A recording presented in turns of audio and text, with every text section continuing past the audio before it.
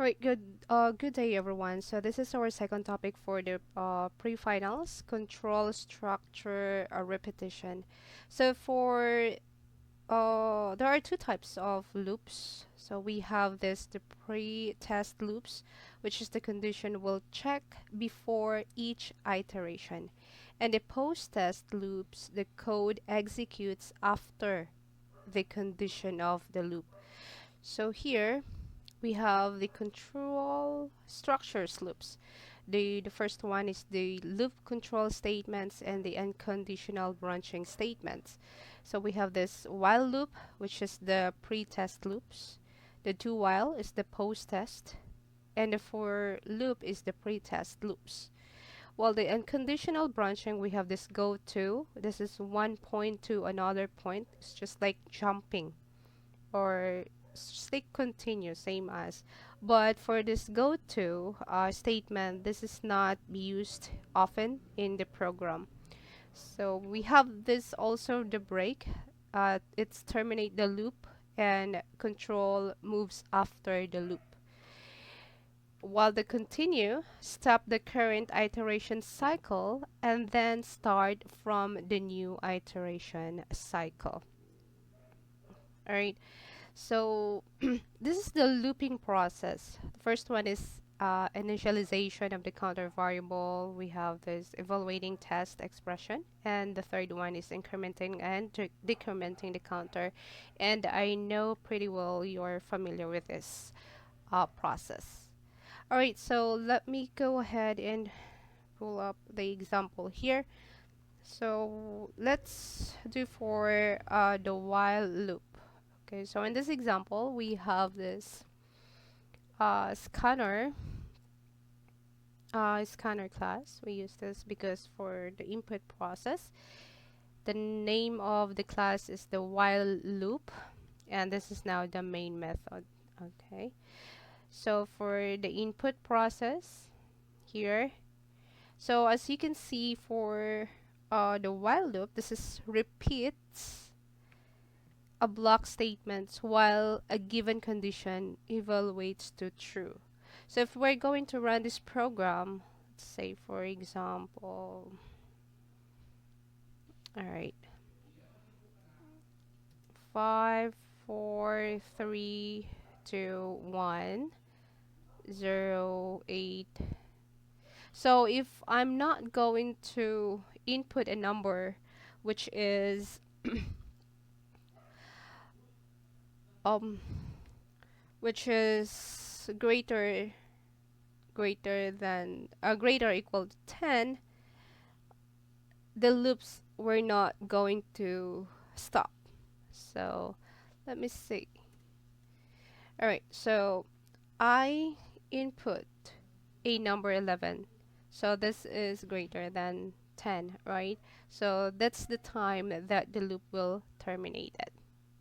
Okay, so this is while loop. Again, the while loop is repeats a block statement while a given condition evaluates to true. All right, another example for the while loop is this. So this is a linear style of programming. It's very easy. Let me go ahead and all right, so here we go. So we have the statement num is not equal to 0, and then they're just going to decrement because we have this condition which is we have this update condition which is minus minus. Okay, decremental process. All right, so that's pretty much easy, the while loop. All right, so another example for the for loop. So this is, in this example, we're going to have we're going to display the first 10 numbers or add numbers and print the sum of the displayed numbers. So here we have the main method, all right, and this is now the process. So basically, this for this initializing, this is where to start. So we start at 1, and then we're going to stop at 20. And then how are you going to do that? Are you going to update increment or decrement? So in this example, we're going to increment by 2.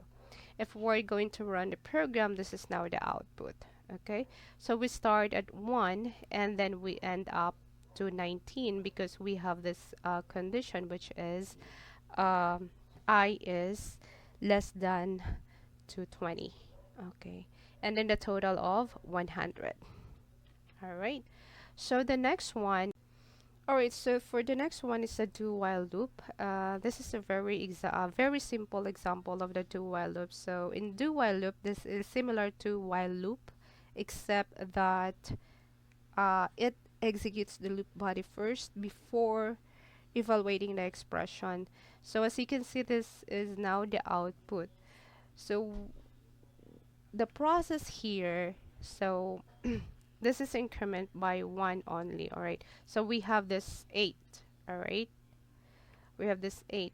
Now they're going to increment by 1, and then while, okay, num is less than or equal to 5, so print the first number, which is 8. And then next, so hindi pa natin na reach tong less than or equal to 5. Print again.